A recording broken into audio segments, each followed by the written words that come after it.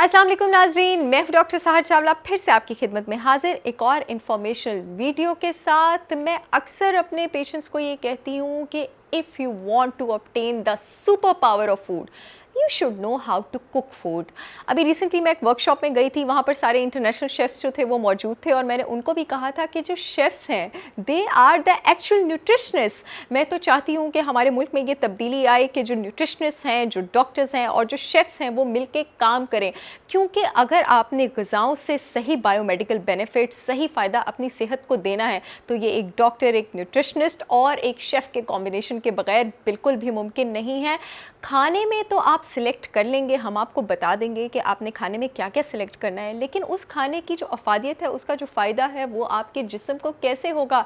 वो आपके जिस्म को तब होगा जब वो खाना सही टेक्निक से पका होगा। वरना चाहे डॉक्टर सहर चावला आपको बैठ के कितना भी बता दें कि आपको खाने में ये सिलेक्ट करना है, वो सिलेक्ट करना है, इतने आउंस खाना है, इस वक्त खाना है, लेकिन अगर वो खाना ठीक तरह पका नहीं होगा तो आपकी बॉडी उससे फ़ायदा नहीं उठा पाएगी। इसलिए मैंने सोचा है कि अब हम अपने चैनल पे इस बारे में भी बात किया करेंगे कि आपको कौन सा खाना जो है वो किस तरह पकाना चाहिए। रेसिपीज़ तो शायद मैं आपको बना के ना दिखाऊं, लेकिन मैं इसके बारे में गाइड ज़रूर कर दूंगी कि कौन सा खाना आप किस तरह पकाएंगे तो आप अपनी बॉडी में उससे कौन कौन से विटामिन्स, मिनरल्स और फ़वाइद किस किस तरह से ले सकते हैं।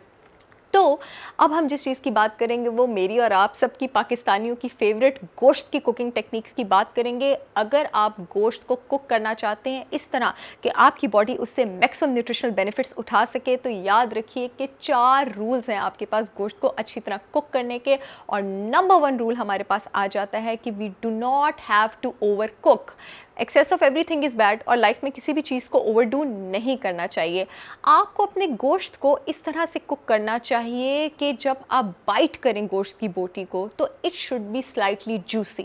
जब आप बाइट करते हैं गोश्त की बोटी को और अगर वो जूसी नहीं है, इसका मतलब है आप उसको ओवर कुक कर चुके हैं। अब मैं इस बात को आपको साइंटिफिकली एक्सप्लेन करती हूँ।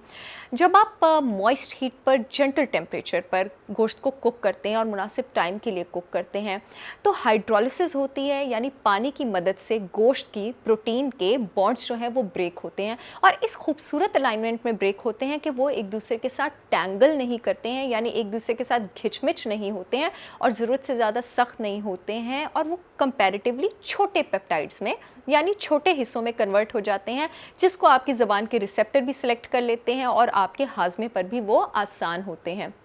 अब अगर जो शेफ़ है आपके पास वो खाने का टेम्परेचर कंट्रोल नहीं करता और temperature for example 170 degree Fahrenheit से ऊपर चला जाता है, या फिर आपके पास मीट जो है वो ड्राई हो जाता है, उसमें नमी और मॉइस्चर जो है वो कम हो जाता है, तो आपके पास जो प्रोटीन में मौजूद अमाइनो एसिड्स हैं, एक चेन का अमाइनो एसिड किसी दूसरे चेन के अमाइनो एसिड के साथ, जिसके साथ उसको बॉन्ड नहीं बनाना चाहिए, बनाएगा, वो अपनी ही मीट में मौजूद कार्बोहाइड्रेट के साथ, मीट में जो मौजूद फैट होता है चर्बी के साथ, उसके साथ अनवांटेड बॉन्ड्स बनाएगा और इसकी वजह से आपके पास एक टैंगल्ड, एक पॉलीमर सा, फाइब्रस सा, टफ स्ट्रक्चर बन जाएगा जो आपके पास च्यू करने में भी मुश्किल होगा, आपके पास हाजमे में भी मुश्किल होगा और सबसे बुरा नुकसान जो आपके पास होगा कि प्रोटीन के, मीट के जिन न्यूट्रिएंट्स से आपने फ़ायदा उठाना था, आप उन न्यूट्रिएंट्स को लूज़ कर जाएंगे, वो बायोअवेलेबल रहेंगे ही नहीं। जब आपका मीट जूसी होगा तो वो न्यूट्रिएंट्स भी आपके पास बायोअवेलेबल रहेंगे, यानी आपके जिस्म में एब्जॉर्ब होंगे और आपको फ़ायदा देंगे।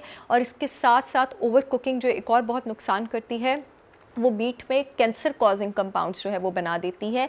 ये हीट जो है आपके पास जब न्यूट्रिएंट्स को डिस्ट्रॉय करती है, उसके साथ साथ कुछ अनवांटेड केमिकल्स आपके पास साइक्लिक अमीन्स और पॉलीसाइक्लिक एरोमेटिक हाइड्रोकार्बन्स भी बना देती है, जो कि आपकी किडनी को, ब्लड वेसल्स को और बॉडी के डिफरेंट ऑर्गन्स को डैमेज करते हैं, यहाँ तक कि आपके जीन्स को और सेल्स के डीएनए को भी डैमेज कर सकते हैं। तो रूल नंबर 1 है कि you don't have to over cook.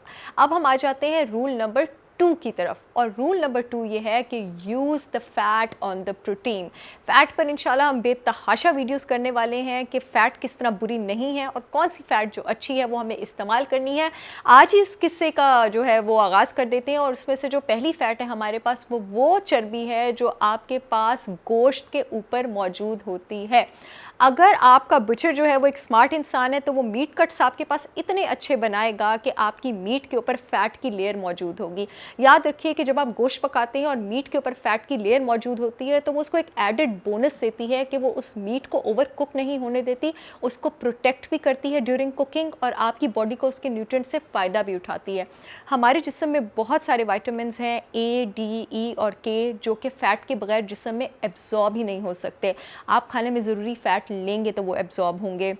Fat आपके पास सोर्स ऑफ एनर्जी तो है ही है, इसको आपके पास कार्बोहाइड्रेट से बरतरी ये हासिल है कि ये आपके इंसुलिन लेवल्स को स्पाइक नहीं करता और ना ही आपके सेल्स और टिश्यू को डैमेज करता है। इसके साथ साथ जब आप अपने खाने में फ़ैट लेंगे, अपनी मीट प्रोटीन में फ़ैट लेंगे, तो उसका एक और फ़ायदा आपके पास ये भी है कि हमारी जो सेल्स हैं उसका 30 से 80% तक जो ड्राई वेट होता है वो आपके पास फ़ैट से बना होता है। तो आपको खाने में फ़ैट लेनी है ताकि आपकी बॉडी की जो रेनोवेशन वगैरह है वो सब होती रहे। मीट को जब आप फैट के साथ लेंगे तो वो आपको प्रोवाइड करेगी anti inflammatory conjugated linoleic acid, जो कि आपकी बॉडी में इन्फ्लेमेशन और सोजिश से एसोसिएटेड जितनी भी बीमारियां हैं उनके होने के चांसेस कम करता है।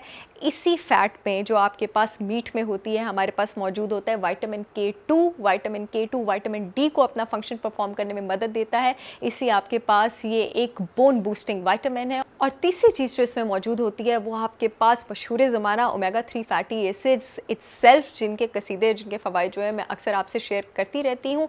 रूल नंबर 1 हो गया आपने ओवरकुक नहीं करना, रूल नंबर 2 है कि आपने फ़ैट ज़रूर यूज़ करना है, और रूल नंबर 3 है moisture, time and parts. Moisture, time and parts का क्या मतलब है? जब भी आपके पास जो होनहार शेफ़ होते हैं ना वो ये कहते हैं कि कुछ फ्लेवर्स जो हैं उनको डेवलप करने में टाइम लगता है, तो यकीन करें कि जितनी देर में वो फ्लेवर्स डेवलप हो रहे होते हैं उतनी देर में आपके खाने का जो न्यूट्रिशनल कंटेंट है, आपके खाने की जो ग़िज़ाइयत है वो भी ज़्यादा हो रही होती है। टाइम का मतलब ये है कि जब आप खाने को स्लोली, जब आप मीट को, गोश्त को स्लोली पकाते हैं तो वो बेहतर तरीके से अपने अंदर मौजूद जो है ज़रूरी मिनरल्स और अच्छे वाले अमाइनो एसिड्स रिलीज़ करती है ताकि आपकी बॉडी को जो है वो उससे फ़ायदा मिल सके। और ये जो आपके टेस्ट बड्स को एक कॉम्प्लेक्सिटी जो है, एक डाइवर्सिटी जो मिलती है टेस्ट की, इसका ये मतलब होता है कि आपके जिस्म में अभी ज़बरदस्त किस्म के जो न्यूट्रिएंट्स हैं वो बिल्कुल रश करने वाले हैं। मॉइस्चर से मेरे पास ये मुराद है कि जब आप गोश्त को इस तरह पकाते हैं कि पकाते आप उसको ढक देते हैं, उस पर ढक्कन रख देते हैं, तो आप जो हीट है, जो मॉइस्चर है, उसको आप जब अंदर ट्रैप रखते हैं तो वाटर मॉलिक्यूल्स को चांस मिल जाता है अपना मैजिक प्ले करने का। ये वाटर मॉलिक्यूल्स आपके पास करते क्या हैं?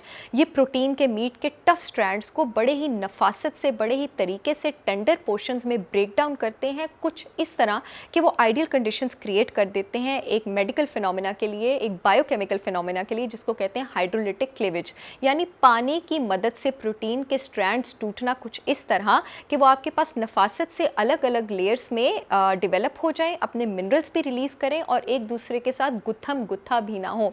इस हाइड्रोलिटिक क्लीवेज से हमारे पास जायका क्यों बढ़ता है ये मैं आपको बता देती हूँ। जब प्रोटीन छोटे हिस्सों में, पेप्टाइड्स में कन्वर्ट हो जाता है तो उसका साइज़ इतना हो जाता है कि वो हमारे जायके के जो रिसेप्टर्स हैं उनके साइज़ के साथ कंबाइन करके उनको स्टिमुलेट करता है, नर्व को ये मैसेज पहुँचाता है कि इस हिस्से का ये जायका है, और आपका दिमाग जो है उसके टेस्ट को बेटर सेंस कर सकता है।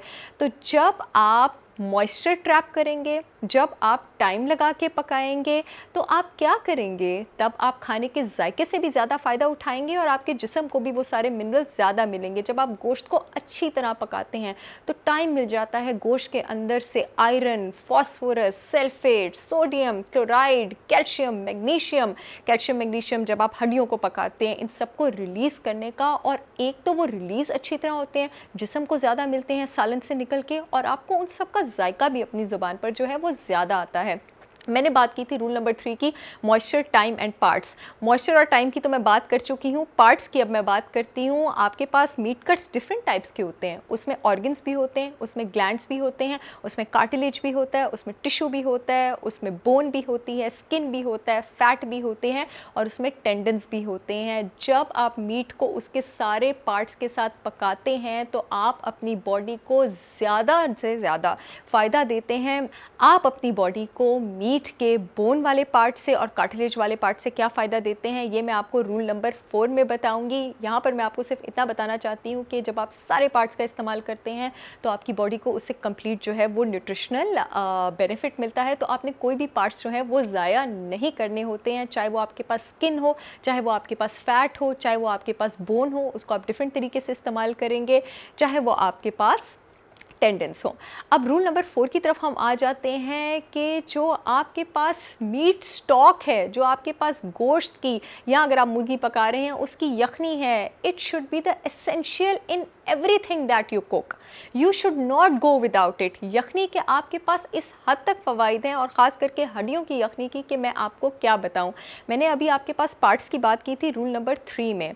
आपके पास जब आप हड्डियों की यखनी बनाते हैं तो जो वाटर मॉलिक्यूल्स होते हैं, हड्डी भी आपके पास एक तरह का कनेक्टिव टिश्यू होता है, उसके मॉलिक्यूल्स को टग अपार्ट करना शुरू कर देते हैं, उसको तोड़ना शुरू कर देते हैं, और उसको तोड़ के वो जो फैमिली ऑफ मॉलिक्यूल्स निकालते हैं उसको आप कहते हैं ग्लाइकोज अमाइनो ग्लाइकेंस। ग्लाइकोज अमाइनो ग्लाइकेंस आपके पास बोन और जॉइंट की हेल्थ का एक कंप्लीट पैकेज है। आपने आज तक कैल्शियम और विटामिन डी की तारीफ़ें सुनी होंगी। आपके पास हड्डियों में कैल्शियम भी होगा जब आप यखनी बनाएंगे, विटामिन डी भी होगा, मैग्नीशियम भी होगा, और ऐसे भी बहुत सारे मिनरल्स होंगे जो आज तक लैब में डिस्कवर ही नहीं हुए, जो आपकी हड्डियों और जॉइंट्स को मदद करेंगे। इस वक्त मैं ग्लाइकोज़ामाइनो ग्लाइकेंस की बात करना चाहती हूँ। ग्लाइकोज़ामाइनो ग्लाइकेंस जो हैं, जब वो आपकी ब्लड स्ट्रीम में रिलीज़ होते हैं तो इनका एक ट्रॉपिक एक्शन होता है कोलेजन की तरफ, यानी ये खुद ही सेंस कर देते हैं कि जिस्म में कहाँ कहाँ पर कोलेजन टिश्यू मौजूद है। कोलेजन टिश्यू जिस्म में सबसे अबंडेंट प्रोटीन है, जो आपके हड्डियों में भी मौजूद होता है, आपके ब्लड वेसल्स में भी मौजूद होता है, स्किन में भी मौजूद होता है, बाल में भी मौजूद होता है, हर जगह मौजूद है, यहाँ तक कि आंखों में भी मौजूद होता है। ये खुद ही जाके कोलेजन को, नए कोलेजन को भी बिल्ड भी करते हैं, और जो पुराना हुआ होता है उसका रिपेयर, उसकी रिजुविनेशन भी स्टार्ट कर देते हैं। तो ग्लाइकोज़ामाइनो ग्लाइकेंस को अगर यूथ सीरम कहा जाए तो ये आपके पास गलत नहीं होगा। आप चाहें तो डेली 1 या 2 कप ऑफ यूथ सीरम इस तरह ले सकते हैं कि आप अपने खाने को जो है वो मुर्गी की यखनी में या मुर्गी की हड्डियों की यखनी में बनाएं, तो इससे बेहतरीन तो आपके पास कोई तरीका नहीं है। फिर अभी जिस तरह रूल नंबर 3 में हमने टाइम की बात की थी कि जब आप यखनी को टाइम लगा के पकाते हैं तो ये ग्लाइकोज़ामाइनो ग्लाइकेंस भी प्रोटीन्स की तरह छोटे मॉलिक्यूल्स में टूट जाते हैं। अगर आप यखनी को टाइम लगा के पकाएंगे, आपके जो जायके के रिसेप्टर्स हैं वो इसको बेटर जो है सेंस कर सकेंगे, और आपके पास हड्डियों में मौजूद जो कैल्शियम और मैग्नीशियम और जो मिनरल्स हैं वो भी बेहतर तरीके से रिलीज़ होंगे, ताकि आपकी बॉडी को जो है उससे बेहतरीन फ़ायदा मिल सके। एक और बात मैं बताती चलूँ कि अब हमारे पास जो सप्लीमेंट इंडस्ट्री है उसने इन सप्लीमेंट्स को, ग्लाइकोज़ामाइनो ग्लाइकेंस को, आपने नाम सुना होगा ग्लूकोजामीन का, हाइलुरोनिक एसिड का, कॉन्ड्राइटिन सल्फेट का, बहुत ज़्यादा मार्केट करना शुरू कर दिया है। अगर आप हड्डियों की यखनी पीते हैं तो आपको ये महंगे सप्लीमेंट्स ख़रीदने की कोई ज़रूरत नहीं है। जो आर्थराइटिस के और हड्डियों के मरीज़ पेशेंट्स हैं उन्होंने इन सप्लीमेंट्स का नाम क्यों सुना होगा। यहाँ पर मैं ये भी बताती चलूँ कि यखनी का इस्तेमाल इन सप्लीमेंट से बेहतर क्यों है। नंबर 1, आप इसको जेंटल हीट पे पकाते हैं, टाइम लेके पकाते हैं। सप्लीमेंट्स को आपके पास एक डिस्ट्रक्टिव हीट और प्रेशर में उस टैबलेट को तैयार किया जाता है। नंबर 2, आप जब सप्लीमेंट लेते हैं आप सिर्फ 1 या 2 फैक्टर लेते हैं, या आप हाइलुरोनिक एसिड लेते हैं या आप ग्लूकोजामीन लेते हैं।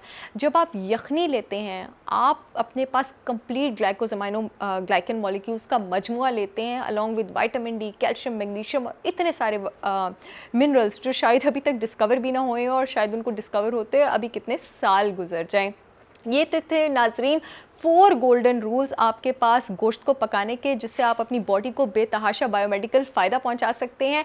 इंशाल्लाह बहुत जल्द आप लोगों से सब्जियों को लेके भी मुलाकात होगी, फलों को लेके भी मुलाकात होगी, डेयरी को लेके भी मुलाकात होगी। तब तक के लिए मुझे इजाज़त दें। अल्लाह हाफ़िज़।